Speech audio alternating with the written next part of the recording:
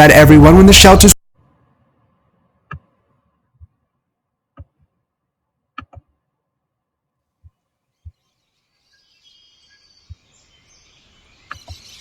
Chapter 4. Painted Faces and Long Hair. The first rhythm that they became used to was the slow swing from dawn to quick dusk.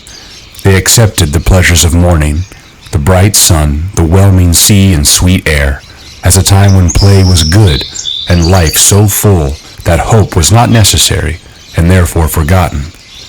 Toward noon, as the floods of light fell more nearly to the perpendicular, the stark colors of the morning were smoothed in pearl and opalescence, and the heat, as though the impending sun's height gave it momentum, became a blow that they ducked, running to the shade and lying there, perhaps even sleeping. Strange things happened at midday.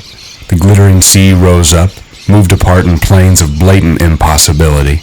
The coral reef and the few stunted palms that clung to the more elevated parts would float up into the sky, would quiver, be plucked apart, run like raindrops on a wire, or be repeated as in an odd succession of mirrors. Sometimes land loomed where there was no land and flicked out like a bubble as the children watched.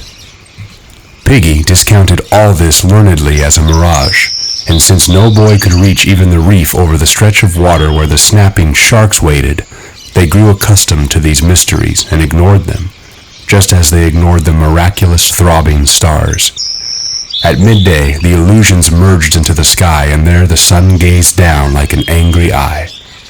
Then, at the end of the afternoon, the mirage subsided, and the horizon became level and blue and clipped as the sun declined. That was another time of comparative coolness, but menaced by the coming of the dark. When the sun sank, darkness dropped on the island like an extinguisher, and soon the shelters were full of restlessness under the remote stars. Nevertheless, the Northern European tradition of work, play, and food right through the day made it possible for them to adjust themselves wholly to this new rhythm. The little and Percival had early crawled into a shelter and stayed there for 2 days, talking, singing, and crying, till they thought him batty and were faintly amused. Ever since then, he had been peaked, red-eyed, and miserable, a little one who played little and cried often.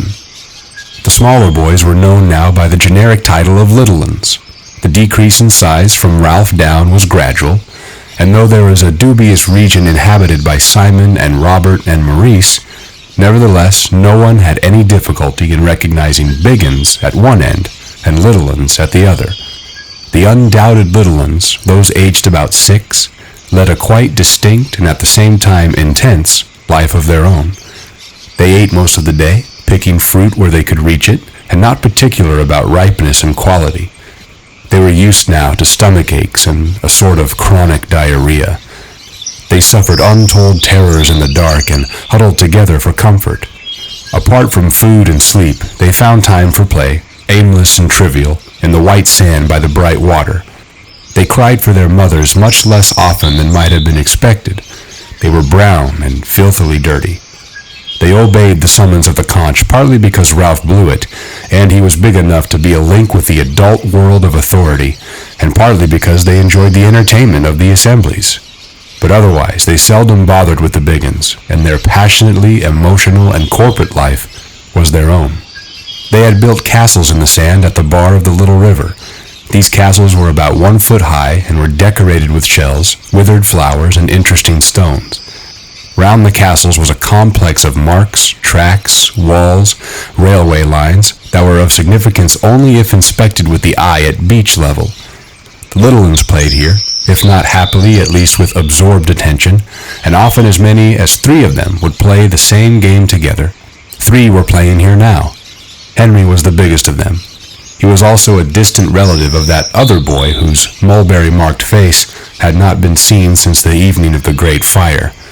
But he was not old enough to understand this, and if he had been told that the other boy had gone home in an aircraft, he would have accepted the statement without fuss or disbelief.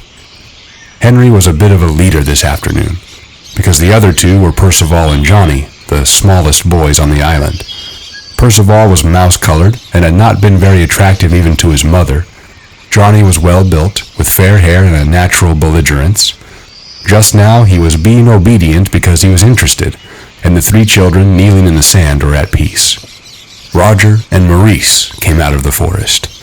They were relieved from duty at the fire and had come down for a swim. Roger led the way straight through the castles, kicking them over, burying the flowers, scattering the chosen stones. Maurice followed, laughing, and added to the destruction. The three little ones paused in their game and looked up. As it happened, the particular marks in which they were interested had not been touched, so they made no protest. Only Percival began to whimper with an eyeful of sand, and Maurice hurried away. In his other life, Maurice had received chastisement for filling a younger eye with sand. Now, though there was no parent to let fall a heavy hand, Maurice still felt the unease of wrongdoing. At the back of his mind formed the uncertain outlines of an excuse. He muttered something about a swim and broke into a trot.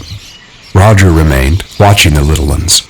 He was not noticeably darker than when he had dropped in, but the shock of black hair down his nape and low on his forehead seemed to suit his gloomy face and made what had seemed at first an unsociable remoteness into something forbidding. Percival finished his whimper and went on playing, for the tears had washed the sand away. Johnny watched him with china blue eyes, then began to fling up sand in a shower, and presently Percival was crying again. When Henry tired of his play and wandered off along the beach, Roger followed him, keeping beneath the palms and drifting casually in the same direction. Henry walked at a distance from the palms and the shade because he was too young to keep himself out of the sun. He went down the beach and busied himself at the water's edge. The great Pacific tide was coming in, and every few seconds the relatively still water of the lagoon heaved forward an inch. There were creatures that lived in this last fling of the sea, tiny transparencies that came questing in with the water over the hot, dry sand. With impalpable organs of sense, they examined this new field. Perhaps food had appeared where at the last incursion there had been none. Bird droppings, insects perhaps, any of the strewn detritus of landward life. Like a myriad of tiny teeth in a saw, the transparencies came scavenging over the beach. This was fascinating to Henry. He poked about with a bit of stick, that itself was wave-worn and whitened and a vagrant, and tried to control the motions of the scavengers. He made little runnels that the tide filled and tried to crowd them with creatures. He became absorbed beyond mere happiness as he felt himself exercising control over living things. He talked to them, urging them, ordering them. Driven back by the tide, his footprints became bays in which they were trapped and gave him the illusion of mastery. He squatted on his hams at the water's edge, bowed, with a shock of hair falling over his forehead and past his eyes, and the afternoon sun emptied down invisible arrows. Roger waited too. At first, he had hidden behind a great palm, but Henry's absorption with the transparencies was so obvious that at last he stood out in full view. He looked along the beach. Percival had gone off, crying, and Johnny was left in triumphant possession of the castles. He sat there, crooning to himself and throwing sand at an imaginary Percival. Beyond him, Roger could see the platform and the glints of spray where Ralph and Simon and Piggy and Maurice were diving in the pool. He listened carefully but could only just hear them. A sudden breeze shook the fringe of palm trees so that the fronds tossed and fluttered. 60 feet above Roger, several nuts, fibrous lumps as big as rugby balls, were loosed from their stems. They fell about him with a series of hard thumps, and he was not touched. Roger did not consider his escape, but looked from the nuts to Henry and back again. The subsoil beneath the palm trees was a raised beach, and generations of palms had worked loose in this, the stones that had lain on the sands of another shore. Roger stooped, picked up a stone, aimed, and threw it at Henry. Threw it to miss. The stone, that token of preposterous time, bounced 5 yards to Henry's right and fell in the water. Roger gathered a handful of stones and began to throw them. Yet there was a space round Henry, perhaps 6 yards in diameter, into which he dare not throw. Here, invisible yet strong, was the taboo of the old life. Around the squatting child was the protection of parents and school and policemen and the law. Roger's arm was conditioned by a civilization that knew nothing of him and was in ruins. Henry was surprised by the plopping sounds in the water. He abandoned the noiseless transparencies and pointed at the center of the spreading rings like a setter. This side and that the stones fell, and Henry turned obediently, but always too late to see the stones in the air. At last he saw one and laughed, looking for the friend who was teasing him. But Roger had whipped behind the palm again, was leaning against it, breathing quickly, his eyelids fluttering. Then Henry lost interest in stones and wandered off. "Roger!" Jack was standing under a tree about 10 yards away. When Roger opened his eyes and saw him, a darker shadow crept beneath the swarthiness of his skin, but Jack noticed nothing. He was eager, impatient, beckoning, so that Roger went to him. There was a small pool at the end of the river, dammed back by sand and full of white water lilies and needle-like reeds. Here Sam and Eric were waiting, and Bill. Jack, concealed from the sun, knelt by the pool and opened the 2 large leaves that he carried. One of them contained white clay, and the other red. By them lay a stick of charcoal brought down from the fire. Jack explained to Roger as he worked. "They don't smell me. They see me, I think. Something pink under the trees." He smeared on the clay. "If only I'd some green."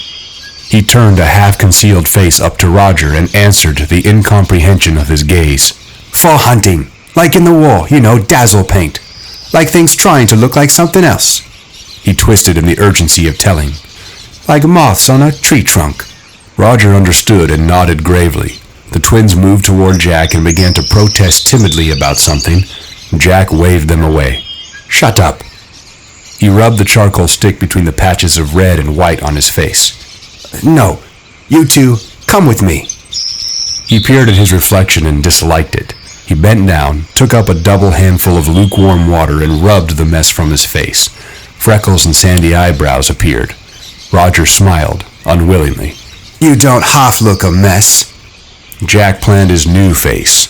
He made one cheek and one eye socket white, then he rubbed red over the other half of his face and slashed a black bar of charcoal across from right ear to left jaw.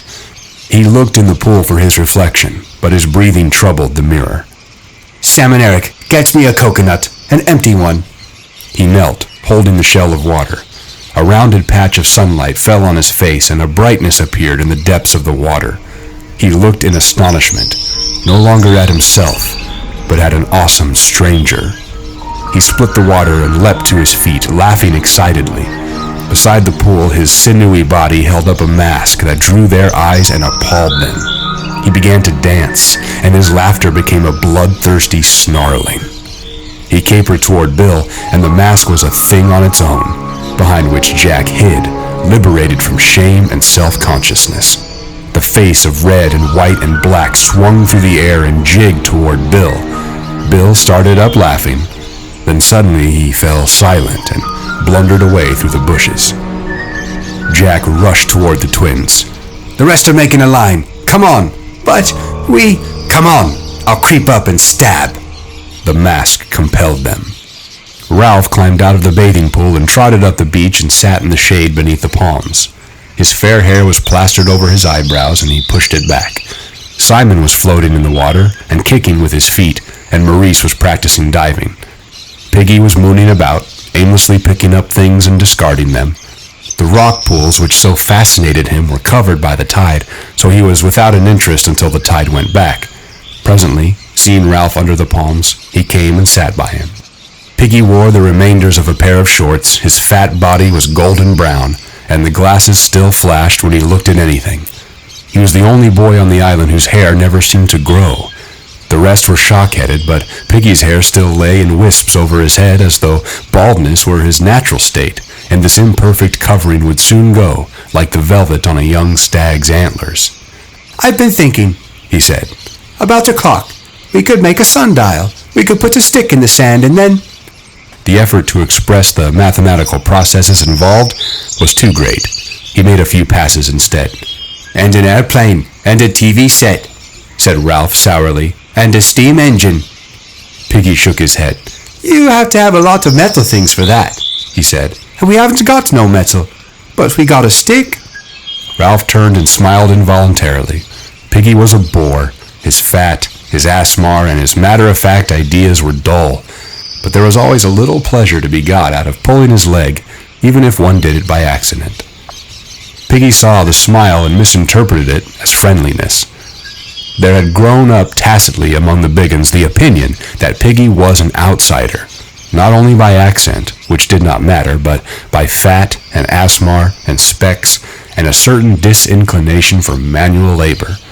Now, finding that something he had said made Ralph smile, he rejoiced and pressed his advantage.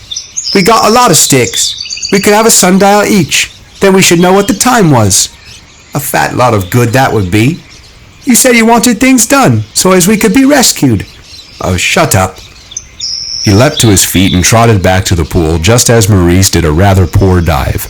Ralph was glad of a chance to change the subject. He shouted as Maurice came to the surface. Belly flop! Belly flop! Maurice flashed a smile at Ralph, who slid easily into the water. Of all the boys, he was the most at home there. But today, irked by the mention of rescue, the useless, footling mention of rescue, even the green depths of water and the shattered golden sun held no balm. Instead of remaining and playing, he swam with steady strokes under Simon and crawled out of the other side of the pool to lie there, sleek and streaming like a seal. Piggy, always clumsy, stood up and came to stand by him, so that Ralph rolled on his stomach and pretended not to see. The mirages had died away, and gloomily he ran his eye along the taut blue line of the horizon. The next moment he was on his feet and shouting, "Smoke! Smoke!" Simon tried to sit up in the water and got a mouthful. Maurice, who had been standing ready to dive, swayed back on his heels, made a bolt for the platform, then swerved back to the grass under the palms. There he started to pull on his tattered shorts, to be ready for anything. Ralph stood, one hand holding back his hair, the other clenched. Simon was climbing out of the water. Piggy was rubbing his glasses on his shorts and squinting at the sea. Maurice had got both legs through one leg of his shorts. Of all the boys, only Ralph was still. I can't see no smoke, said Piggy incredulously. I can't see no smoke, Ralph. Where is it? Ralph said nothing. Now both his hands were clenched over his forehead so that the fair hair was kept out of his eyes. He was leaning forward and already the salt was whitening his body. Ralph, where's the ship? Simon stood by, looking from Ralph to the horizon. Maurice's trousers gave way with a sigh and he abandoned them as a wreck, rushed toward the forest, and then came back again. The smoke was a tight little knot on the horizon and was uncoiling slowly. Beneath the smoke was a dot that might be a funnel. Ralph's face was pale as he spoke to himself. They'll see our smoke. Piggy was looking in the right direction now. It don't look much. He turned round and peered up at the mountain. Ralph continued to watch the ship ravenously. Color was coming back into his face. Simon stood by him, silent. I know I can't see very much, said Piggy, but have we got any smoke? Ralph moved impatiently, still watching the ship. There's smoke on the mountain. Maurice came running and stared out to sea. Both Simon and Piggy were looking up at the mountain. Piggy screwed up his face, but Simon cried out as though he had hurt himself. Ralph! Ralph! The quality of his speech twisted Ralph on the sand. You tell me, said Piggy anxiously. Is there a signal? Ralph looked back at the dispersing smoke in the horizon, then up at the mountain. Ralph, please, is there a signal? Simon put out his hand timidly to touch Ralph, but Ralph started to run, splashing through the shallow end of the bathing pool, across the hot white sand and under the palms. A moment later, he was battling with the complex undergrowth that was already engulfing the scar. Simon ran after him, then Maurice, and Piggy shouted, Ralph, please, Ralph! Then he too started to run, stumbling over Maurice's discarded shorts before he was across the terrace. Behind the four boys, the smoke moved gently along the horizon, and on the beach, Henry and Johnny were throwing sand at Percival, who was crying quietly again, and all three were in complete ignorance of the excitement. By the time Ralph had reached the landward end of the scar, he was using precious breath to swear. He did desperate violence to his naked body among the rasping creepers so that blood was sliding over him. Just where the steep ascent of the mountain began, he stopped. Maurice was only a few yards behind him. Piggy's specs, shouted Ralph. If the fire's all out, we'll need them. He stopped shouting and swayed on his feet. Piggy was only just visible, bumbling up from the beach. Ralph looked at the horizon, then up to the mountain. Was it better to fetch Piggy's glasses, or would the ship have gone? Or, if they climbed on, supposing the fire was all out, and they had to watch Piggy crawling nearer and the ship sinking under the horizon? Balanced on a high peak of need, agonized by indecision, Ralph cried out, "Oh, God! Oh, God!" Simon, struggling with the bushes, caught his breath. His face was twisted. Ralph blundered on, savaging himself, as the wisp of smoke moved on. The fire was dead. They saw that straight away. Saw what they had really known down on the beach when the smoke of home had beckoned. The fire was out, smokeless and dead. The watchers were gone. A pile of unused fuel lay ready. Ralph turned to the sea. The horizon stretched, impersonal once more, barren of all but the faintest trace of smoke. Ralph ran stumbling along the rocks, saved himself on the edge of the pink cliff, and screamed at the ship. "Come back! Come back!" He ran backwards and forwards along the cliff, his face always to the sea, and his voice rose insanely. "Come back! Come back!" Simon and Maurice arrived. Ralph looked at them with unwinking eyes. Simon turned away, smearing the water from his cheeks. Ralph reached inside himself for the worst word he knew. "They let the bloody fire go out." He looked down the unfriendly side of the mountain. Piggy arrived, out of breath and whimpering like a little one. Ralph clenched his fist and went very red. The intentness of his gaze, the bitterness of his voice, pointed for him. "There they are." A procession had appeared, far down among the pink stones that lay near the water's edge. Some of the boys wore black caps, but otherwise they were almost naked. They lifted sticks in the air together whenever they came to an easy patch. They were chanting, something to do with the bundle that the errant twins carried so carefully. Ralph picked out Jack easily, even at that distance, tall, red-haired, and inevitably leading the procession. Simon looked now from Ralph to Jack, as he had looked from Ralph to the horizon, and what he saw seemed to make him afraid. Ralph said nothing more, but waited while the procession came nearer. The chant was audible, but at that distance, still wordless. Behind Jack walked the twins, carrying a great stake on their shoulders. The gutted carcass of a pig swung from the stake, swinging heavily as the twins toiled over the uneven ground. The pig's head hung down with gaping neck and seemed to search for something on the ground. At last, the words of the chant floated up to them across the bowl of blackened wood and ashes. "Kill that pig! Cut her throat! Spill her blood!" Yet, as the words became audible, the procession reached the steepest part of the mountain, and in a minute or two, the chant had died away. Piggy sniveled and Simon shushed him quickly as though he had spoken too loudly in church. Jack, his face smeared with clays, reached the top first and hailed Ralph excitedly with lifted spear. "Look, we've killed a pig! We stole up on them! We got in a circle!" Voices broke in from the hunters. "We got in a circle! We crept up! The pig squealed!" The twins stood with the pig swinging between them, dropping black gouts on the rock. They seemed to share one wide, ecstatic grin. Jack had too many things to tell Ralph at once. Instead, he danced a step or two, then remembered his dignity and stood still, grinning. He noticed blood on his hands and grimaced distastefully, looked for something on which to clean them, then wiped them on his shorts and laughed. Ralph spoke. "You let the fire go out." Jack checked, vaguely irritated by this irrelevance, but too happy to let it worry him. "We can light the fire again. You should have been with us, Ralph. We had a smashing time. The twins got knocked over. We hit the pig. I fell on top. I cut the pig's throat," said Jack proudly, and yet twitched as he said it. "Can I borrow yours, Ralph, to make a nick in the hilt?" The boys chattered and danced. The twins continued to grin. "There was lashings of blood," said Jack, laughing and shuddering. "You should have seen it. We'll go hunting every day." Ralph spoke again, hoarsely. He had not moved. "You let the fire go out." This repetition made Jack uneasy. He looked at the twins, and then back at Ralph. "We had to have them in the hunt," he said, "or there wouldn't have been enough for a ring." He flushed, conscious of a fault. "The fire's only been out an hour or two. We can light up again." He noticed Ralph's scarred nakedness and the somber silence of all four of them. He sought, charitable in his happiness, to include them in the thing that had happened. His mind was crowded with memories of the knowledge that had come to them when they closed in on the struggling pig, knowledge that they had outwitted a living thing, imposed their will upon it, taken away its life like a long, satisfying drink. He spread his arms wide. You should have seen the blood. The hunters were more silent now, but at this they buzzed again. Ralph flung back his hair. One arm pointed at the empty horizon. His voice was loud and savage and struck them into silence. There was a ship. Jack, faced at once with too many awful implications, ducked away from them.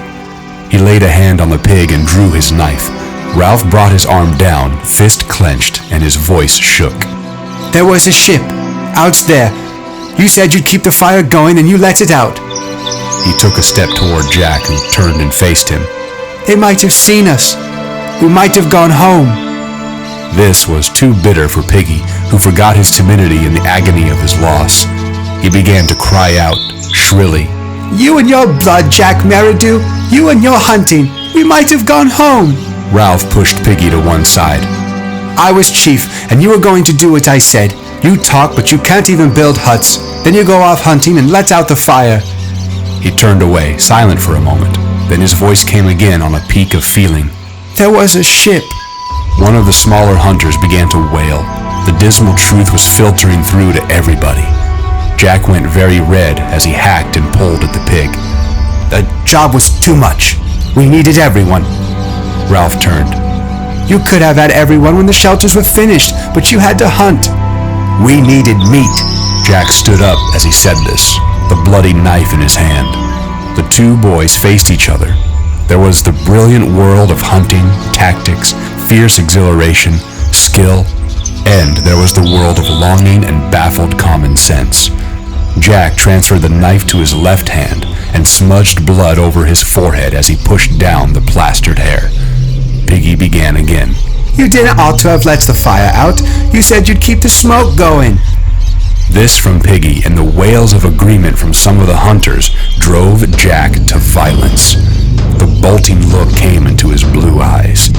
He took a step and, able at last to hit someone, stuck his fist into Piggy's stomach. Piggy sat down with a grunt.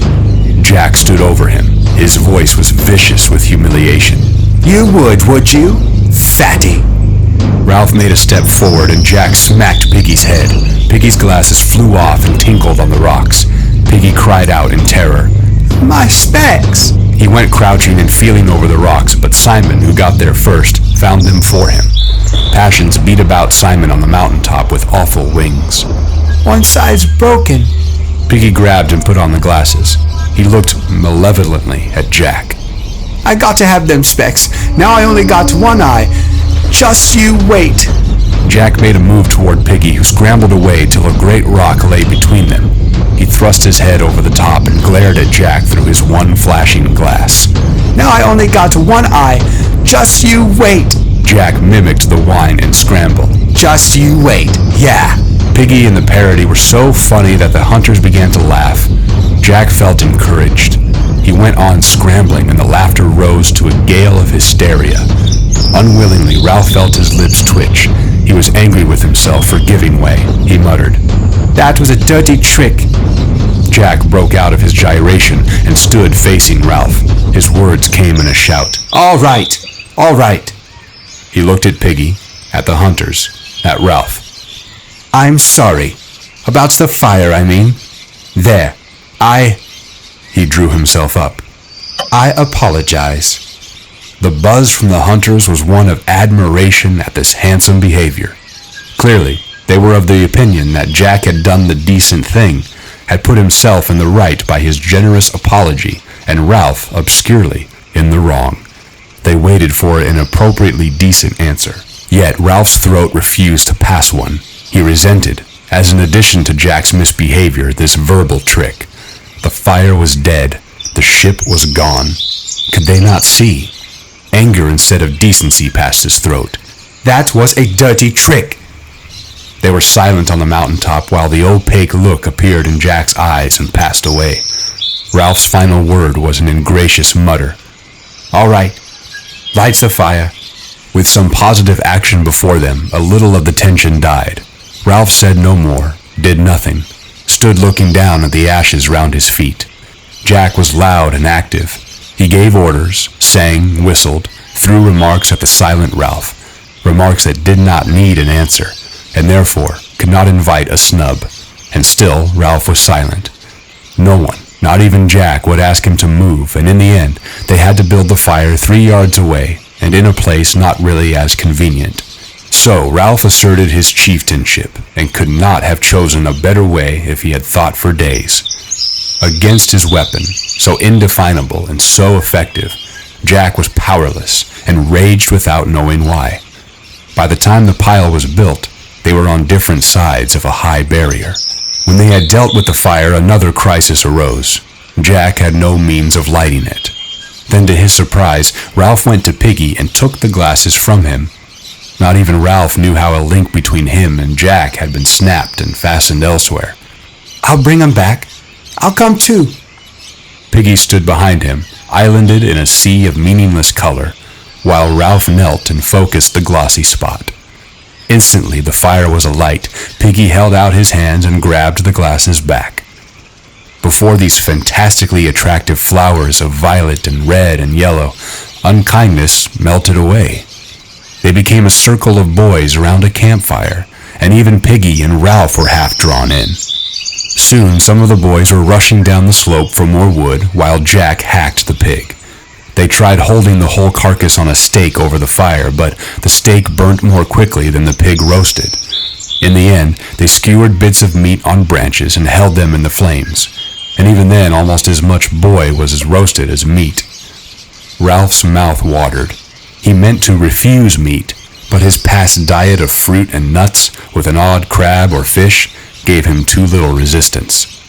He accepted a piece of half-raw meat and nodded like a wolf. Piggy spoke, also dribbling. Aren't I having none? Jack had meant to leave him in doubt, as an assertion of power, but Piggy, by advertising his omission, made more cruelty necessary. You did it, Hunt. No more did Ralph, said Piggy wetly. Nor Simon. He amplified. There isn't more than a half-porth of meat in a crab. Ralph stirred uneasily. Simon, sitting between the twins and Piggy, wiped his mouth and shoved his piece of meat over the rocks to Piggy, who grabbed it. The twins giggled, and Simon lowered his face in shame. Then Jack leapt to his feet, slashed off a great hunk of meat, and flung it down at Simon's feet. Eat, damn you! He glared at Simon. Take it. He spun on his heel, center of a bewildered circle of boys. I got you, meat. Numberless and inexpressible frustrations combined to make his rage elemental and awe-inspiring. I painted my face. I stole up. Now you eat, all of you, and I... Slowly, the silence on the mountaintop deepened till the click of the fire and the soft hiss of roasting meat could be heard clearly. Jack looked round for understanding, but found only respect. Ralph stood among the ashes of the signal fire, his hands full of meat, saying nothing. Then at last Maurice broke the silence. He changed the subject to the only one that could bring the majority of them together. Where did you find the pig? Roger pointed down the unfriendly side. They were there by the sea. Jack, recovering, could not bear to have his story told. He broke in quickly. We spread round. I crept on hands and knees. The spears fell out because they hadn't barbs on. The pig ran away and made an awful noise. It turned back and ran into the circle, bleeding. All the boys were talking at once, relieved and excited. We closed in. The first blow had paralyzed its hind quarters, so then the circle could close in and beat and beat. I cut the pig's throat. The twins, still sharing their identical grin, jumped up and ran round each other. The rest joined in, making pig-dying noises and shouting. One for his knob. Get him a 4-penny one. Then Maurice pretended to be the pig and ran squealing into the center, and the hunters, circling still, pretended to beat him. As they danced, they sang. Kill the pig, cut her throat, bash her in. Ralph watched them, envious and resentful. Not till they flagged and the chant died away did he speak. I'm calling an assembly. One by one, they halted and stood watching him. With the conch, I'm calling an assembly even if we have to go into the dark. Down on the platform, when I blow it. Now. He turned away, and and walked off down the mountain.